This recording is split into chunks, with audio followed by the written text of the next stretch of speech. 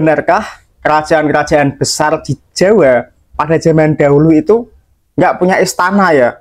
Nah, mari kita bahas. Yang pertama kita membahas tentang Majapahit ya. Dalam kitab Negara Kertagama atau yang biasa disebut sebagai Desa Warnana, dijelaskan tentang gambaran ibu kota Majapahit dan juga istananya oleh Mpu Prapanca. Para ahli seperti Bapak Agus Aris Munandar dan juga Slamet Mulyana juga menghadirkan visualisasi ibu kota Majapahit.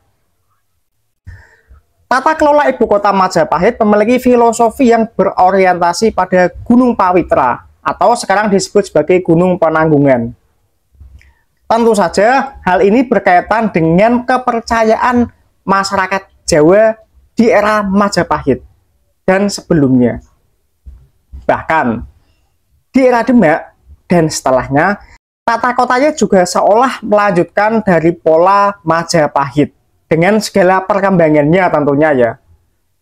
Banyak pendapat bahwa letak Keraton Demak di daerah Alun-Alun Demak, tepatnya di sebelah selatan Alun-Alun Demak, yang sekarang jadi daerah sekolah, gedung, dan toko-toko. Dokumen Belanda menyebutkan bahwa abad ke-19 masih ada bangunan bekas Keraton Demak dan gapuranya di sisi selatan Alun-Alun Demak, tapi diruntuhkan pada tahun 1809. Penghancuran Keraton Demak itu seiring proyek Jalan Pos Dendels, disusul pembuatan rel kereta api tahun 1885 yang menabrak bekas dinding atau bangunan Keraton Demak. Jauh sebelum itu, di era Mataram kuno atau Medang terdapat benteng yang sangat kuat yang sekarang kita kenal sebagai Situs Ratu Boko dengan nama asli yaitu Abayagiri Wihara yang dibangun oleh Rakai Panangkaran, Raja Mataram kuno kedua setelah Sanjaya. Pada awalnya, Abayagiri Wihara yang dikenal sebagai Situs Ratu Boko saat ini adalah pusat kegiatan spiritual agama Buddha. Namun, di era Rakai Pikatan Dyasaladu terjadi pemberontakan oleh Mpu Kumbayoni, hingga akhirnya pemberontakan ini ditumpas oleh anak Rakai Pikatan, yaitu Dyah Lokapala. Dari uraian tadi, jelas di Jawa zaman dahulu ada keraton atau istananya ya, dari Majapahit, Demak hingga Mataram kuno.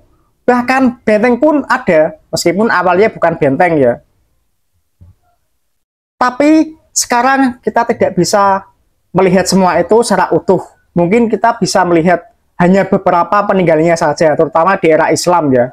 Karena faktor berikut. Yang pertama, konflik dan ganti kekuasaan.